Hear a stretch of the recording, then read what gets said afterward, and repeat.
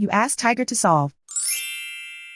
This deals with linear equations with one unknown. The final result is x equals -2. Let's solve it step by step. Simplify the expression. Expand the parentheses. Simplify the arithmetic. Group like terms. Multiply the coefficients. Group all constants on the right side of the equation. Subtract 28 from both sides. Group like terms. Simplify the arithmetic.